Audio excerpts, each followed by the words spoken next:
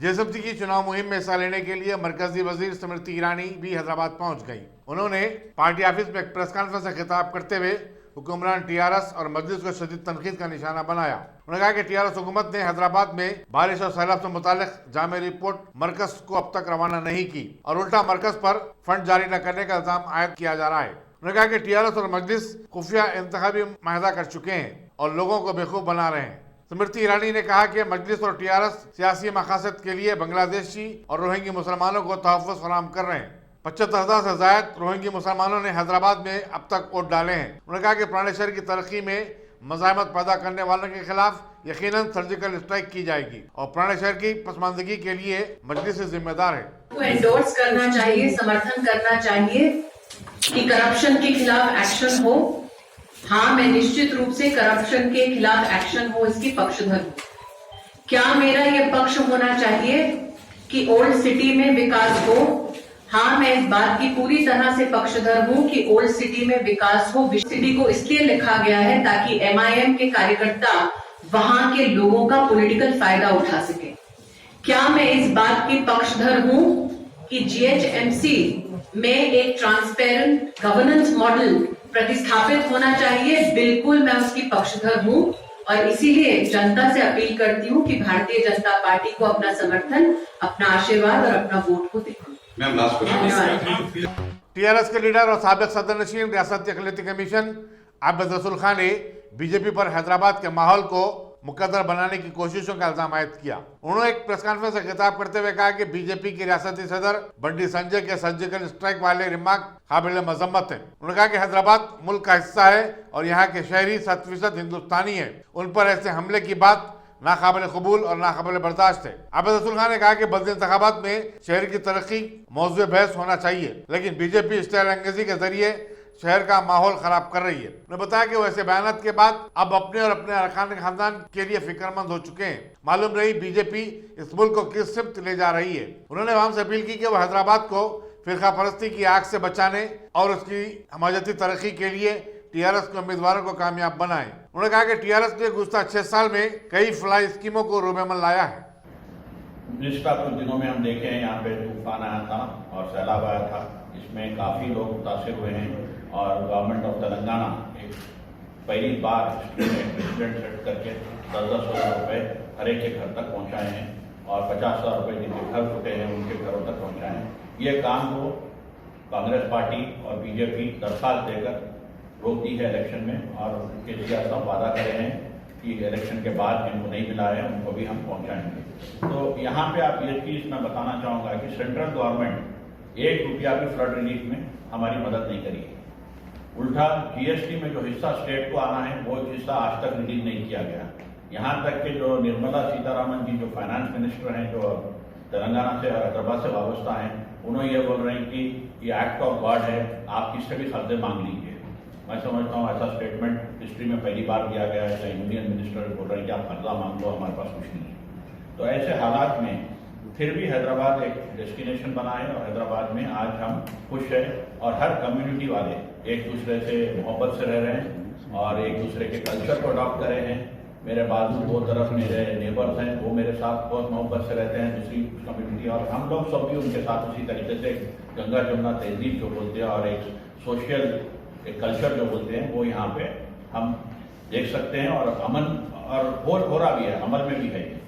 ऐसे हालात में जो आज बीजेपी चाह रही है और जो बीजेपी का एजेंडा सेट किया गया है गुज़श्ता 2 दिन में, मैं इसको स्ट्रांगली खंडन करता हूँ।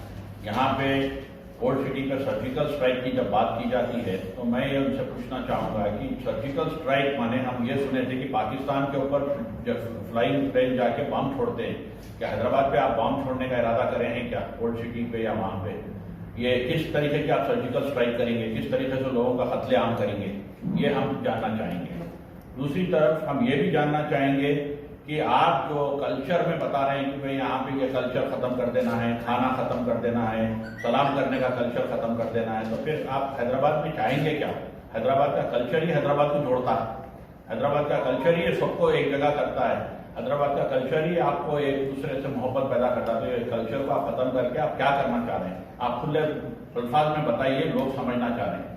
उसी तरीके से हम उनसे पूछ रहे हैं कि भाई आप रोहिंग्या के बारे में बात कर रहे हैं। यहाँ जितने भी रोहिंग्या के रेफ्यूजी हैं वो यूएनओ का कार्ड लेकर हैं, यूनाइटेड नेशंस का, सेंट्रल गवर्नमेंट से परमिशन लेकर हैं और सेंट्रल गवर्नमेंट के परमिशन के बाद ही यहाँ पे उनको बसाया गया है 100-200 आदमी जो भी हैं। तो इनके बारे में अगर आपको फिक्र है तो सेंट्रल गवर्नमेंट यूएन से रुजू होना है, उनका कार्ड कैंसिल करना है, उनको वापस भी जाना है। ये हमारे हैदराबाद के ऊपर आप इल्जाम किस तरीके से लगा सकते हैं? कोई अगर रोड पे भूखा मर रहा है तो उसकी मदद करना कोई जुर्म नहीं है।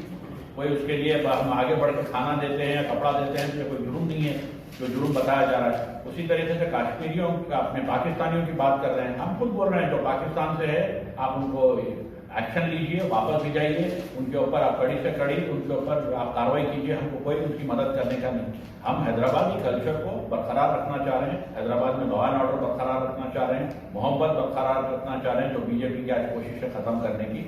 तो मैं मीडिया से गुजारिश कर रहा हूँ कि आप ये चीज को लोगों तक पहुंचाइए कि इलेक्शन जो बल्दिया का होता है इश्यूज पे लड़ा जाता है, रोडों पे लड़ा जाता है, बिल्डिंगों पे लड़ा जाता है, टैक्स के ऊपर लड़ा जाता है, लाइट पे लड़ा जाता है या वहाँ के मोहल्ले के प्रॉब्लम पे लड़ा जाता है। मगर यहाँ पे तो एक इलेक्शन एक कम्युनल डिविजिव फोर्सेस के हिसाब से एक ऐसा इलेक्शन लड़ा जा रहा है जो जंग में तब्दील किया जा रहा है, जो सर्जिकल स्ट्राइक के हिसाब से जंगी हो गई है। आप एक तरफ सर्जिकल स्ट्राइक बोल रहे हैं, एक तरफ कत्लेआम बोल रहे हैं, आखिर ये आपका इरादा क्या है? हैदराबाद को खत्म कर देना है क्या? अगर हैदराबाद को खत्म करेंगे तो नुकसान किसको होगा? हैदराबाद में जो रहने वाले north Indians, south Indians, Maharashtrians, ये सब भाइयों का नुकसान होगा। उनके नौकरियां चले आएंगे, उनका जो भी पैसा है वो पैसा आधा हो जाएगा, यहाँ की रियल एस्टेट पूरी तरीके से बढ़ जाएगी, यहाँ पे कारोबार बंद हो जाएंगे, बड़े बड़े कंपनी जो यहाँ आ रहे हैं वो कंपनी अपना रूप बदल लेंगे। तो ये सब चीजों को आप करने से आपको बल्दिया में क्या फायदा हो रहा है? बल्दिया के इलेक्शन में आप क्या करना चाह रहे हैं? तो मैं ये सवाल हमारे बीजेपी के दोस्तों से और बीजेपी के लीडरों से करना चाहूंगा जो दिल्ली से इधर से उधर से आके जो आज हैदराबाद में स्पीचेस दे रहे हैं कि भाई आप इलेक्शन लड़ने आ रहे हैं या जंग का लड़ने आ रहे हैं। अगर आप जंग लड़ने आ रहे हैं तो उसका खुला ऐलान करिए कि हम भी तैयार होकर आपकी जंग सामना कर सके।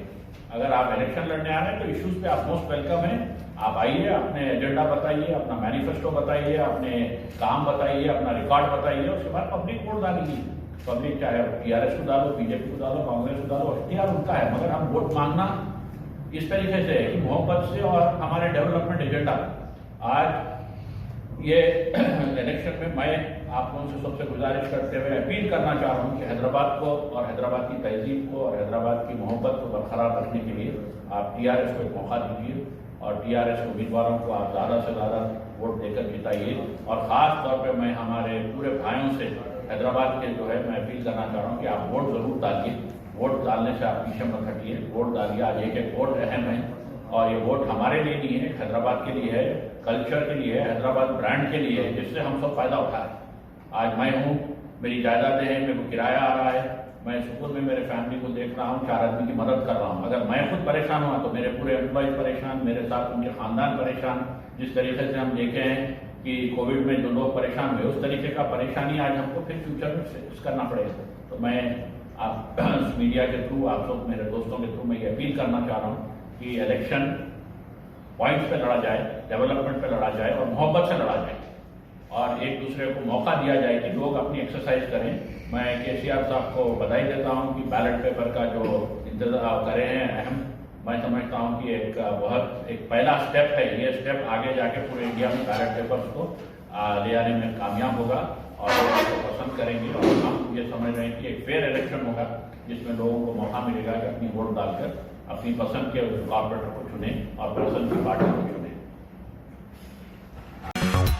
जेएसएमसी के इंतखाबात को कौमी अहमियत के हामिल बताने की कोशिश करते हुए बीजेपी ने कई मरकजी वज़रा, चीफ मिनिस्टरों और इश्तिहार अंगेजी के लिए मशहूर अरकान पार्लियामेंट को हैदराबाद रवाना करने का फैसला किया है। अब तक 2 मरकजी वज़रा प्रकाश जावड़ेकर और स्मृति ईरानी हैदराबाद का दौरा कर चुके हैं। बताया जाता है कि आइंदा 2-3 दिन में यूपी के चीफ मिनिस्टर योगी आदित्यनाथ और मध्य प्रदेश के chief minister Shivraj Singh Chouhan, BJP के कारगुजार सदर जेपी नड्डा और मरकजी वज़ीर दाखिला अमित शाह हैदराबाद का दौरा करेंगे। उनके इंतखाबी जलसों के प्रोग्राम को खतियत दी जा रही है। ये पहली मर्तबा है कि बीजेपी किसी बल्दी चुनाव के लिए बीजेपी की भारी भरकम फौज को इंतखाबी माहौल में झोंक रही है। इसी दौरान टीआरएस के कारगुजार सदर के.टी. रामाराव ने जो बीजेपी की इस इंतखाबी हिकमत अमली से काफी परेशान नजर आ रहे हैं, सवाल किया कि आखिर बीजेपी अपने मरकजी कायदीन को गली कोचों का दौरा क्यों करवा रही है? आखिर वह इंतखाबात को इस कदर अहमियत क्यों दे रही है? उन्होंने इल्जाम आयद किया कि बीजेपी दरअसल बुखलाहट का शिकार हो गई है और वो सारी ताकत इस चुनाव में झोंक रही है।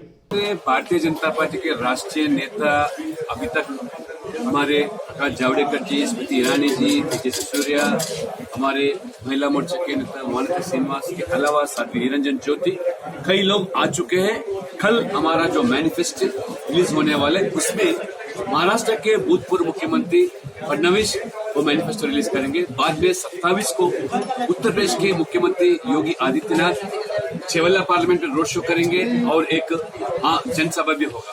28 के दिन हमारे राष्ट्रीय अध्यक्ष जगत प्रकाश नड्डा जी आज एक इंटेलेक्चुअल्स का एक मीटिंग होगा। उसके बाद में रोड शो भी मल्काजगिरी पार्लियामेंट के अंदर होगा। आखिरी दिन जो चुनाव का आखिरी दिन है प्रचार का, उस दिन हमारे गृह मंत्री और लोकप्रिय नेता अमित शाह जी सिकंदराबाद पार्लियामेंट के अंदर एक रोड शो करेंगे। अगर समय है तो एक प्रेस कॉन्फ्रेंस करेंगे। इस तरह पूरे राष्ट्रीय नेता और यहाँ के प्रदेश के नेता, ये जीएचएमसी जो चुनाव है, 1 करोड़ आबादी का चुनाव है, 24 असेंबली का ये जो चुनाव है, इसलिए हम इसको सीरियसली दुबा का जीतने के बाद लोगों में यही विश्वास है, लोगों बीजेपी को वोट देख रहे। टीआरएस को लिपटने के लिए बीजेपी के अलावा कोई पार्टी नहीं, कांग्रेस बाकी अन्य दल ये सब जुड़वे भाई है, टीआरएस, मजलिस, कांग्रेस। इसे बीजेपी लोग बीजेपी को वोट देकर, इसलिए बीजेपी हम इसको सीरियस सरकार या टीआरएस सरकार है। आप बताओ, आपका होम में साथ है, दिखा लो। आप रेशन कार्ड दिला रहे हो उनको, आप उनको वोटर लिस्ट में शामिल कर रहे हैं, इसीलिए खुले हम वो बता रहे कि हम रोहिंग्या हैं। तो यहाँ का सरकार का जिम्मेदारी उनको। केटीआर का दावा है कि ये दोनों जुड़वा भाई है भाई, टीआरएस और एमआईएम। केटीआर असल में अलग नहीं है, ये दोनों एक ही है। मैं मस्जिद को आज हाथ में रखने के लिए टीआरएस जो साजिश चल रही है, लोग आप पहचान चुके हैं, इसलिए आप इंडिया पाकिस्तान की बात करते हैं। प्रदेश कांग्रेस के खाजिन गुड्डू नारायण ने बीजेपी के रियासती सदर बंडी संजय के इस रिमार्क की सख्त मजम्मत की, जिसमें उन्होंने पुराने शहर में सर्जिकल स्ट्राइक करने की बात की है। मीडिया से बातचीत करते हुए गुड्डू नारायण ने कहा कि बीजेपी चीनी दरअंदाजी पर तो खामोश है, लेकिन हैदराबाद पर सर्जिकल स्ट्राइक की बात करती है। उन्होंने कहा कि बीजेपी जीएसएमसी के इलेक्शन में कौमी और बैनुल-अक़वामी मौज़ूआत को उठा रही है, ये तो फिर भी ठीक है, लेकिन माहौल को मुकद्दर बनाने की कोशिश की जा रही है। गुड्डू नारायण ने इस यकीन का इज़हार किया कि कांग्रेस पार्टी मौजूदा बद इंतखाबात में बेहतर मुजाहरा करेगी। सिर्फ वोटों के लिए मजहब को इस्तेमाल कर रही है। ये सर्जिकल स्ट्राइक, वर्जिकल स्ट्राइक एक बकवास बात है, ये ठीक बात नहीं है। ये लफ्ज इस्तेमाल करने का जरूरत नहीं है। ये कोई दुश्मन नहीं है, ओल्ड सिटी में कोई दुश्मना नहीं है। ओल्ड सिटी में भी अपने मुसलमान भाई रहते हैं मेजॉरिटी। तो सर्जिकल स्ट्राइक से क्या करते हैं आप? सर्जिकल स्ट्राइक कब करते हैं? दुश्मन के ऊपर हमला करने के लिए सर्जिकल स्ट्राइक करते हैं। ये ठीक बात नहीं है। आप तरीके से जाइए, आप वोट मांगना है तो आप वोट मांगिए, भीख मांगिए, पेट में मुंडी लगाइए, पांव पकड़िए, या अच्छे डेवलपमेंट बात करिए। लेकिन ऐसे बात कर वोट मांगने का और डिवाइड करना, पोलराइज करना, ये ठीक नहीं है। जो भी हो रहा है, एक हफ्ता 10 दिन से हैदराबाद के शहर में जो जीएचएमसी के इलेक्शंस पोस्ट, कोई पद, कोई ऐसा कोई चीज, ऐसा ये सब फाइनल नहीं है। अच्छे अच्छे लोग आए, अच्छे अच्छे लोग गए। मेयर मेयर इलेक्शन के लिए आज पहला इलेक्शन नहीं हो रहा, ये बहुत सालों से हो रहा है। कम से कम गए 6 डिकेड से हो रहा है, 7 डिकेड से हो रहा है। तो सिर्फ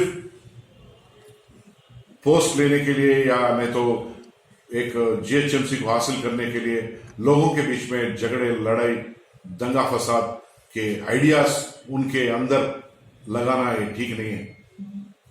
सब जनता, या मुसलमान हो या ईसाई हो या हिंदू हो, सब भाइयों के जैसा रहना है, बहनों के जैसा रहना है। कितने सालों से हैदराबाद में कितना शांति है, अमन है, ऐसे ही अपन आगे जाना है। ये गलत है जो भी ये लोग रास्ता ले रहे, चाहे ये लोग भी या चाहे वो लोग भी, कोई भी हो। ऐसे बात करके, मजहब को डिवाइड करके अपना बेनिफिट के लिए इस्तेमाल करना, तो उससे अच्छा आप ऐसे करो ना, मुरमुरे उठाओ, मुर्दों के ऊपर से मुरमुरे डालते, पैसे डालते, फूल डालते, फूल के हार डालो, सेकंड हैंड में जाके बेच लो। उससे अच्छा लोगों को ऐसा मजहब के ऊपर डिवाइड करने से वो काम करो कम से कम, समझे ना? बहुत गलत है बात। Thank you. मजलिस बल्दी हैदराबाद की चुनाव मुहिम के तौर पर सदर मजलिस और रुकन पार्लियामेंट बैरिस्टर असद नवीसी ने आज शेखपेट डिवीजन के मुख्तलिफ इलाकों का पैदल दौरा किया। उन्होंने पार्टी उम्मीदवार राशिद फराज को कामयाब बनाने की अपील की और कहा कि मजलिस ही अवामी मसाइल को हल करवाने की ताकत रखती है। सदर मजलिस का जगह जगह इस्तकबाल किया गया और उनकी बकसरत गुलपोशी की गई। इस दौरे में मजलिसी कारकुनों की बड़ी तादाद उनके हमरा थी। बीजेपी के रियासती सदर और करीमनगर के रुकन पार्लियामेंट बंडी संजय के सर्जिकल स्ट्राइक वाले रिमार्क के खिलाफ प्रदेश कांग्रेस की सेक्रेटरी और खातून मुजाहिद उस्मा शाकिर ने आज नामपल्ली में वाक़े बीजेपी के पार्टी ऑफिस के रूबरू धरना दिया। वो तनहा अचानक वहां पहुंच गई। उनके हाथ में एक प्ले कार्ड भी था जिसमें बंडी संजय के रिमार्क की मजम्मत की गई थी। उन्होंने कहा कि बीजेपी हैदराबाद का माहौल खराब कर रही है। शहर के अवाम बीजेपी को उसका मुंह तोड़ जवाब देंगे। बीजेपी के दफ्तर के पास तैनात पुलिस के जवानों ने उस्मा शाकिर को वहां से हटा लिया। बीजेपी हाय हाय, बंडी संजय हाय हाय, BJP down down, Bandi Sanjay down down. Bandi Sanjay ji अपनी हेटरेट स्पीच बंद कीजिए। हैदराबाद की आवाम को मत लड़ाइए आप। यहाँ पे गंगा जमुना तहजीब है, वो गंगा जमुना तहजीब को बरकरार रखिए। इलेक्शन टाइम पे ही आपको हेटरेट स्पीच देनी आती है। आप कहते हैं मैं ओल्ड सिटी पे सर्जिकल स्ट्राइक करूंगा। आपको अगर ओल्ड सिटी पे सर्जिकल स्ट्राइक करनी है, आपको मेरे ऊपर से जाना पड़ेगा। अरे आप अपने दोस्त पे सर्जिकल स्ट्राइक कीजिए, असदुद्दीन ओवैसी पे, उसकी प्रॉपर्टीज पे सर्जिकल स्ट्राइक कीजिए। या आप दोनों हर टाइम इलेक्शन के टाइम पे क्या नाटक, क्या ड्रामा करते रहते हैं। अवाम के साथ खेलते हैं आप, अवाम के जज्बात के साथ खेलते हैं। State general secretary Asaduddin Owaisi जुमे सेक्रेटरी, अपना फेस वैल्यू कांग्रेस खो पार्टी चुका था जनरल सेक्रेटरी तेलंगाना बिहार के स्टेट, इलेक्शन में जाने के लिए। उस्मा शाकिर, ओल्ड सिटी के लोगों को पता चल गया था ये बीजेपी का दोस्त है।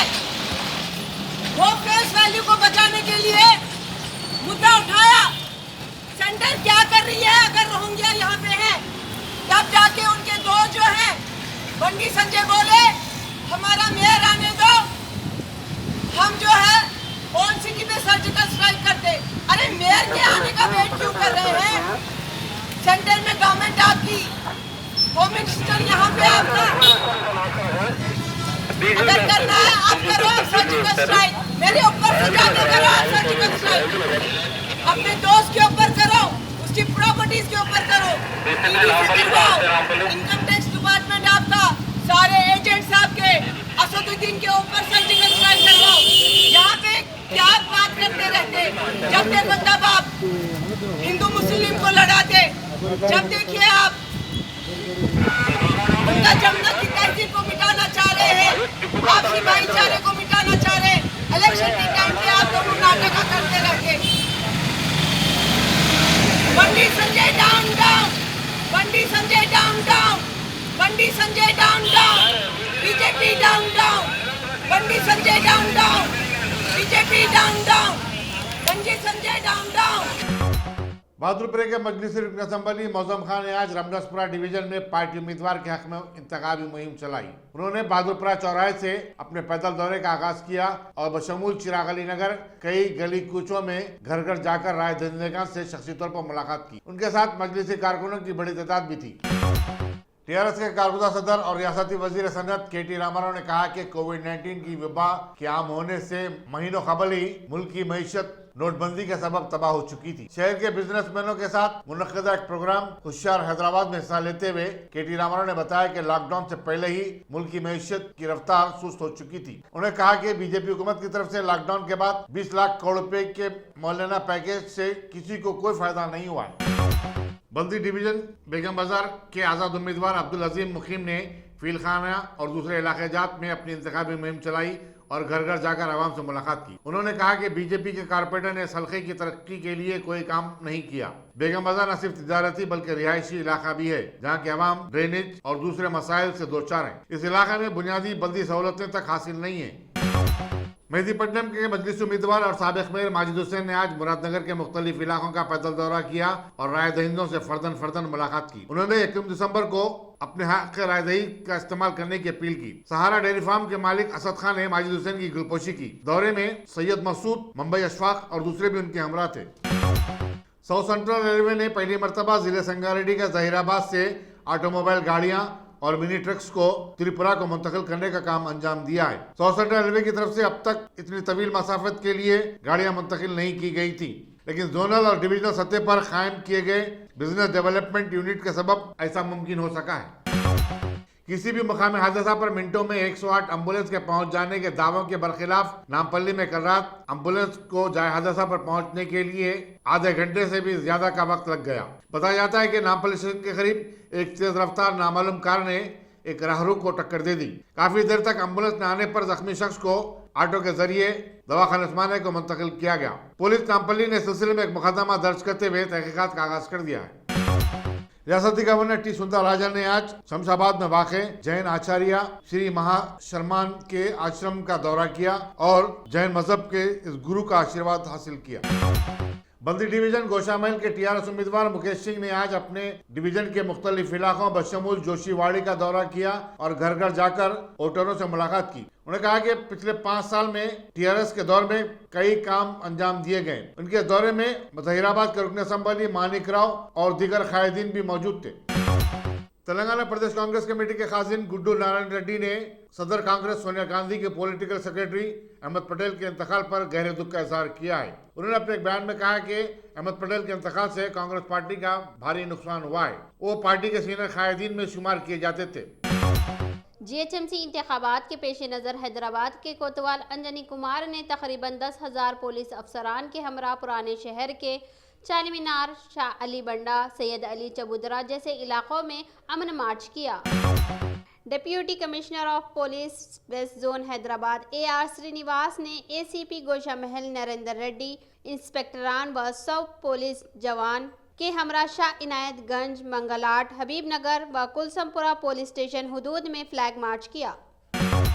सारी दुनिया में धूम मचाने वाली वबा कोरोना वायरस के जारी कहर से गुज़िश्ता 24 घंटों के दौरान 990 नए केसेस आए हैं, जबकि 4 नई अमवात के बाद मरने वालों की तादाद 1440 बतलाई जाती है। रियासती महकमे सेहत के मुताबिक रियासत में कोरोना वायरस के सेहतियाब होने वालों की तादाद 2,66,042 हो गई है। पीर और मंगल के दरमियान 47,590 कोविड-19 टेस्ट किए गए। इस तरह अब तक पूरी रियासत में 52,48,807 कोविड-19 टेस्ट किए जा चुके हैं।